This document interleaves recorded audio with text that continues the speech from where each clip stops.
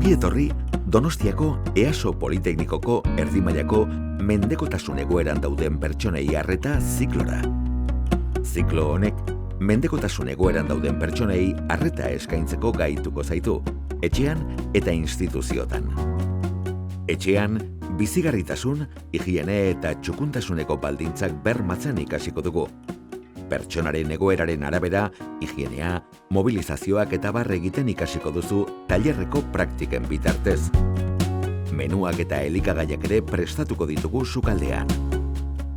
Mendekotasun egoeran dauden pertsonekin komunikatzen laguntzeko sistema desberdinak ere ikasiko ditugu, eta pertsona hauen ezaugarriak eta aukerak kontuan izan da, autonomia personaleko eta sozialeko trebetasunak landuko ditugu.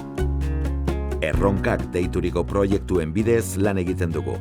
Erronka bakoitzean, modulo ezberdinak landu zaldi berean, arlo sozialak eta osasun arloak bat eginik. Gure metodologia elkarlanean oinarritzen da. Irakaslea bidelagun izanik, zu zeu izango zara zure ikaskuntzaren eragile aktiboa, protagonista eta erantzule nagusia. Gaien inguruko adituak ere gonbidatzen ditugu ikastetxera, hala nola, doluan aditua, komunikazio ez bortitza, berdintasuneko aditua, mendekotasun egoeran dauden pertsonen profil desberdinen kolektiboak, oinarri teoriko sendotik abiatuta, jarduera ahalik eta praktikoenak egiten alegintzen gara. Zikloa amaitzen duen ikasle orok nahi badu lana izango du.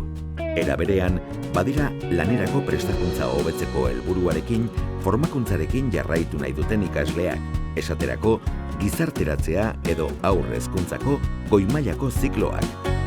Pertsona arduratsua bazara eta mendekotasuna duten pertsonekin lan egitea edo aritzea gustuko baduzu, besteen tokian jartzeko erraztasuna baduzu, pazientzia handiko pertsona bazara eta taldean lanean aritzeko prest bazaude, gure zikloa egitea gomendatzen dizugu.